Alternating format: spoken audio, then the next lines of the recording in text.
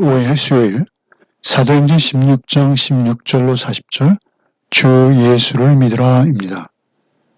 빌립보에서 점치는 여종에게 귀신을 쫓아내자 그 여종의 복지로 큰 이득을 챙기고 있던 주인들에게 모함을 당해서 투옥되죠. 그러나 오히려 이것이 기회가 되어서 감옥의 간수와 그 가족들에게 복음을 전하게 되고 그들이 구원받는 참으로 극적인 일이 생기는 것입니다. 먼저 16절로 18절을 읽겠습니다. 우리가 기도하는 곳에 가다가 점치는 귀신 들린 여종 하나를 만나니 점으로 그 주인들에게 큰 이익을 주는 자라. 그가 바울과 우리를 따라와 소리질러 이르되 이 사람들은 지극히 높은 하나님의 종으로서 구원의 길을 너에게 전하는 자라 하며 이같이 여러 날을 하는지라.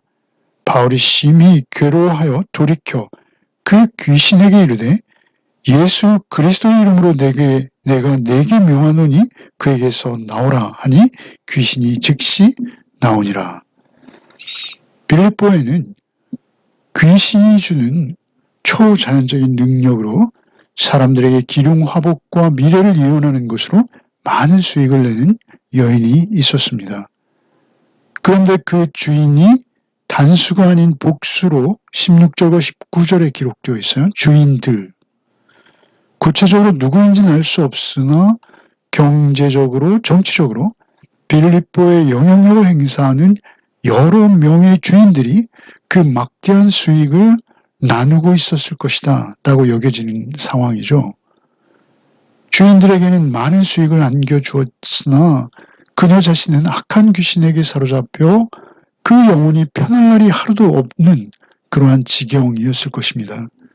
그녀는 바울 일행을 따라다니며 이 사람들은 지극히 높은 하나님의 종으로서 구원의 길을 너에게 전하는 자다 소리치고 있었던 것이죠. 그녀가 외치는 하나님은 당시 빌립보에 사는 일반적인 사람들이 듣기에 제우스로 여겨졌을 것입니다. 또 그 구원은 영혼의 구원보다는 현세적인 구원, 즉 건강이나 재산상의 도움으로 구원되는 물질적, 육체적 구원의 성격이었을 것이죠. 어쨌든 복음을 전하는 바울에게 그녀의 출현은 참기 어려운 고통이었다라고 본문은 기록하고 있습니다. 그녀가 하는 말은 현지인들에게 큰 영향이 있었을 것이지만 오히려 그것은 귀신의 칭송을 받고 검증을 받는 꼴이 되는 것이죠. 지극히 옳은 듯하나 또한 지극히 간교한 말인 것입니다. 마치 1차 전도여행에서 루스드라의 제사장들이 바울 일행을 신으로 여겨 제사하려는 상황과 유사한 것이죠. 귀신의 칭송은 바울과 그 일행을 괴롭히는 결과를 낳은 것입니다.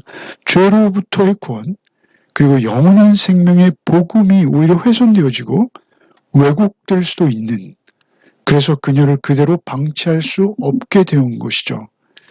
그래서 바울 사도께서는 예수 그리스도의 이름으로 명하여 그 귀신을 쫓아버립니다.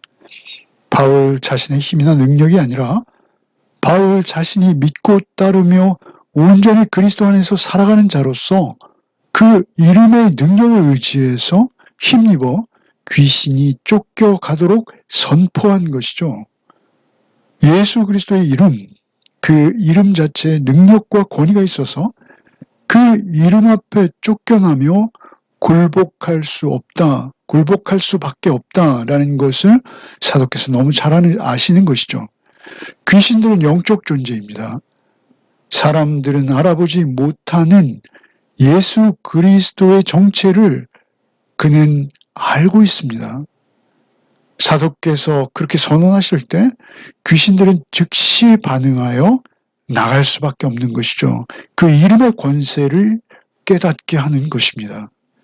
그리고 이어지는 19절로 34절을 읽겠습니다.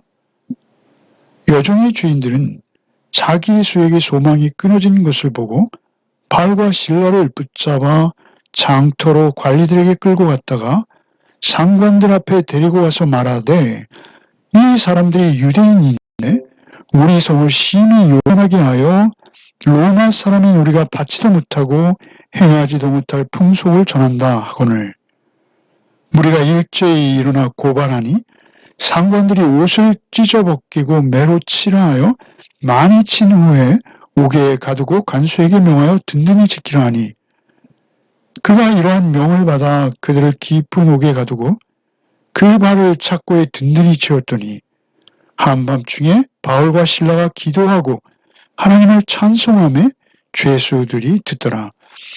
이에 갑자기 큰 지진이 나서 옥토가 움직이고 문이 곧 다 열리며 모든 사람의 매인 것이 다 벗어진지라. 간수가 자다가 깨어 옥문들이 열리는 것을 보고 죄수들이 도망한 줄 생각하고 칼을 빼어 자결하려 하거늘 바울이 크게 소리질러 이르되 내 몸을 상하게 하지 말라 우리가 다 여기 있노라 하니 간수가 등불을 달라 하며 뛰어들어가 무서워 떨며 바울과 실라 앞에 엎드리고 그들을 데리고 나아가 이르되 선생들이여 내가 어떻게 하여 구원을 받으리까 하거늘 이르되 주 예수를 믿으라 그리하면 너와 내 집이 구원을 받으리라 하고 주의 말씀을 그 사람과 그 집에 있는 모든 사람에게 전하더라. 그 밤 그 시각에 간수가 그들을 데려다가 그 맞은 자리를 씻어주고 자기와 온 가족이 다 세례를 받은 후 그들을 데리고 자기 집에 올라가서 음식을 차려주고 그와 온 집이 하나님을 믿음으로 크게 기뻐하니라. 여종의 주인들은 자신들의 수입원이 끊어지게 된 것을 알자 즉시 바울과 실라를 붙들어 장터의 관리들에게 끌고 갑니다. 여기서 장터라는 단어는 원어로 아고라입니다. 여기는 빌립보 시민들의 어떤 모임 장소, 회의 장소, 정치적인 논의의 공간이면서 동시에 재판도 열리는 법정과 같은 곳입니다. 그곳에는 관리들이 항상 있었고 관리들은 즉시 적법한 재판 절차도 없이 그들이 고소하고 그 바울 일행을 끌어오자 일방적인 여종의 주인들의 고소 내용만을 참고해서 급하게 판결하는 것이죠. 그 주인들의 고발 내용이 바울 일행이 로마의 건전한 문화와 질서를 깨뜨리며 로마인들의 건전한 삶을 방해하는 풍속, 곧 그들이 받을 수 없는 풍습과 관습을 전한다라고 고소하는 것이죠. 사실 고소의 목적은 무엇입니까? 그들의 이익이 끊어져서이죠. 그렇지만 그들은 그 본질을 숨긴 채 오직 복수의 일념으로 그들을 고소한 것입니다. 당시 로마 사회에서는 종교의 다양성을 어느 정도 인정하고 있었답니다. 상호 서로 존중하고 피해를 끼치는 일이 아니면 일반적으로 용인되는 상황이었다는 것이죠. 그러나 헬라 사회에서 그들은 유대인으로 외모도 달랐어요. 동양인입니다. 그리고 그들은 백인이죠. 그런 어떤 인종적인 편견과 차별이 있었고요. 그리고 또 당시에 유대인들에 대한 악감정이 그들에게 생기기 시작한 시기이기도 합니다. 나아가서 그 여종의 주인들의 어떤 사회적 영향력, 정치적 힘, 그러한 막강한 사람들이었기에 재판을 하는 자들은 피고인의 변론도 없이 일방적으로 선고한 것이죠.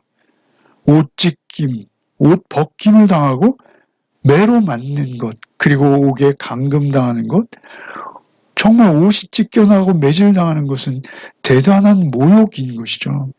더욱이 깊은 감옥, 발에 착고가 채워졌답니다. 일반적으로 깊은 감옥은 평범한 감옥이 아니었다고 합니다.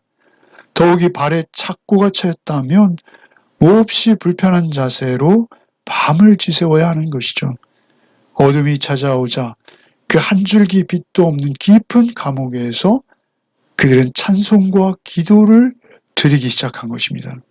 그리고 그들의 몸은 깊은 감옥에 감금되어 매였으나 그 영혼만큼은 그토록 절망적인 상황에서도 결코 매이거나 갇히지 않고 하나님만을 향하고 있었던 것이죠. 그리고 그 소리를 모든 죄수들이 듣고 있었습니다. 그런 상황이 전개되고 있는 그때에 갑자기 큰 지진이 난 것이죠. 옥토가 흔들리고 옥문이 열릴 뿐만 아니라 죄수들이 메고 있던 모든 것이 벽에서 떨어져 나옵니다. 이 지역에서 지진은 아주 흔한 현상이었다고 합니다. 그러나 이번의 지진은 결코 흔한 것이 아니죠. 더욱이 사슬이 풀리는 것, 그것은 아주 특별한 섭리일 수밖에 없는 것입니다. 간수가 자다가 지진이 있을 때 깨어나서 옥문이 열린 것을 보고 죄수들이 도망한 것으로 여기며 자결하려고 합니다. 그때 바울이 소리치는 것이죠. 내 몸을 상하게 하지 말라, 우리가 다 여기 있노라. 본문은 바울 일행이 이런 상황에서 도망하지 않은 것을 확인한 간수가 무서워서 떨며 바울과 실라 앞에 엎드렸다, 이렇게 기록하고 있습니다. 간수는 이 모든 현상이 어떤 초월적인 존재, 곧 하나님의 역사라는 것을 알 수 있는 것이죠. 그리고 바울과 실라가 도망하지 않은 것에 놀란 것입니다. 참으로 예상 밖이죠. 평범한 일이 아닙니다. 이것은 있을 수 없는 일입니다. 심장이 멈추고 숨이 멈춰질 정도의 두려움이 그들을 엄습하는 것이죠. 그들의 경외심으로 바울과 실라 앞에 엎드렸다라고 본문은 기록하고 있습니다. 자신들의 생명을 배려하는 것도 참으로 놀랍고 숭고해 보였고 있을 수 없는 일이었겠지만 간수가 묻고 싶은 것이 있었어요. 그들이 따르고 섬기는 하나님에 대해서 묻고 싶어진 것입니다. 선생이여, 내가 어떻게 하여야 구원받을 수 있겠습니까? 간수는 이 모든 역사를 일으키는 그 어떤 존재, 그 하나님에게 속하고 싶었던 것이죠. 그것이 그에게 구원으로 이해된 것입니다.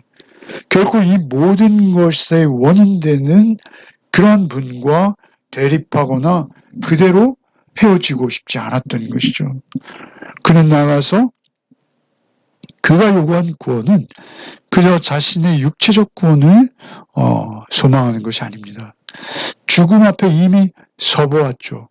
그래서 그는 육체적인 목숨보다 자기의 존재적 구원을 요구하고 있는 것이라 보여집니다.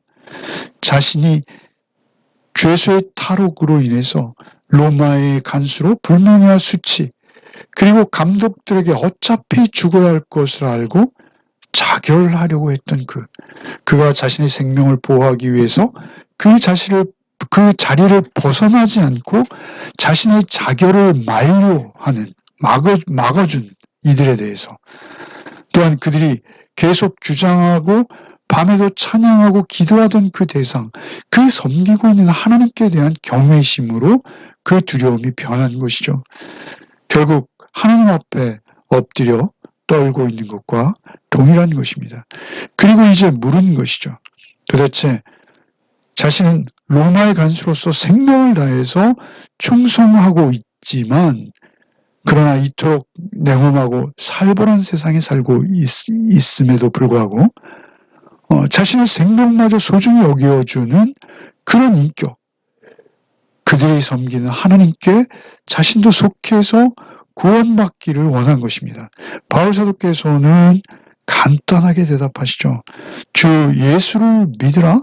그리하면 너와 내 집이 구원을 받으리라. 구원의 진리를 가장 짧고 간단한 문장으로 선언하고 있는 우리가 잘 아는 유명하고도 또 중요한 구절입니다. 그러나 그 말씀만 전한 것이 아니죠. 32절에 보시면 주의 말씀을 그 사람과 그 집에 있는 모든 사람에게 전했다. 이렇게 기록하고 있죠. 주의 말씀은 무엇입니까? 주의 십자가와 부활, 그 복음의 말씀을 구체적으로 전했다는 것입니다. 주의 복음의 말씀을 자세하게 그의 간수와 가족들에게 전했을 때 그들이 그 밤에 복음을 받아들인 것이죠. 그들이 복음을 받아들이자 그들이 변화를 경험합니다. 그리고 바울과 실라 형편을 돌아보게 되는 것이죠. 그들의 형편을 가장 잘 알고 있을 그들이 맞은 자리를 씻겨줍니다. 씻길 만한 물이 있는 그곳으로 안내해서 그들을 씻길 때 바울 사도께서는 그 가족들이 복음으로 주님을 영접한 것을 말씀을 전할 때 확인하셨겠죠. 그래서 세례를 베풀게 되는 것이죠. 간수는 바울과 실라의 상처를 씻어주었습니다. 복음을 듣고 변화된 상태로 그들을 사랑으로 섬긴 것이죠. 또한 사도께서는 그들의 죄를 씻는 세례를 베풀어 주시는 것이죠. 간수는 그들에게 음식을 대접합니다. 그렇게 그들이 떡을 뗄 때 그것은 성찬과 같은 그러한 잔치가 되지 않았을까요? 그들이 큰 기쁨을 공유했다. 음식을 나누며 큰 기쁨을 공유했다라고 본문은 기록하고 있습니다. 서로 자신의 이해관계만을 따라가는 살벌한 세상에서 운명을 지키던 간수가 그 가족들과 함께 복음을 받고 하나님과의 관계를 회복하고 온전한 생명과 자유를 되찾고 하나님의 임재 가운데 새 생명을 얻은 기쁨을 만끽하고 있는 것입니다. 35절로 40절을 읽겠습니다. 나리샘의 상관들이 부하를 보내어 이 사람들을 놓으라니 간수가 그 말대로 바울에게 말하되 상관들이 사람을 보내어 너희를 놓으라 했으니 이제는 나가서 평안히 가라 하거늘 바울이 이르되 로마 사람인 우리를 죄도 정하지 아니하고 공중 앞에서 때리고 옥에 가두었다가 이제는 가만히 내보내고자 하느냐? 아니라 그들이 친히 와서 우리를 데리고 나가야 하리라 한데 부하들이 이 말을 상관들에게 보고하니 그들이 로마 사람이라 하는 말을 듣고 두려워하여 와서 권하여 데리고 나가 그 성에서 떠나기를 청하니 두 사람이 옥에서 나와 루디아의 집에 들어가서 형제들을 만나보고 위로하고 가니라. 드디어 날이 새었죠. 바울과 실라는 다시 감옥으로 돌아가 있었어요. 아마도 새벽까지 간수의 집에 있었을 것인데요. 그들이 감옥으로 돌아갔다는 것이 놀랐습니다. 바울 사도의 심정에 그 간수에게 복음의 짐 외에는 어떠한 짐도 지우고 싶지 않은 마음이 간절했던 것으로 설명될 수 있을 것 같습니다. 그것은 복음을 전하는 자의 마음이요 인격인 것입니다. 만일 바울과 실라가 그 길로 감옥에 돌아가지 않았다면 복음은 복음되지 못했을 것이요 그들은 계속 도망자의 신세로 전락할 수밖에 없었을 것입니다. 그러나 그 감옥에 날이 밝아오는 것을 기다리고 있을 때 그 시간에 관리들의 부하들이 석방을 통보하러 오는 것이죠. 바울은 자신들이 로마 시민임을 당당히 밝힙니다. 그들이 왜 그 다음날 석방을 통보해 왔는지는 모르겠으나 아마 지나친 일을 했다라는 생각이 들지 않았을까요? 로마의 시민임을 당당히 밝히자 로마의 시민을 정식 재판도 열지 않고 최소한의 변론도 없이 퇴장을 가하고 투옥한 것을 그들이 그때 깨닫는 것이죠. 큰 불법입니다. 심각한 위법행위였고 이것을 보고받은 그 관리들은 자신들이 문책당할 사유가 된다라는 것을 깨달았을 것이죠. 오히려 자신들의 화가 미칠 수 있다라고 알게 된 그들이 직접 와서 정중하게 대접하고 떠나줄 것을 간청하는 그러한 상황이 되는 것이죠.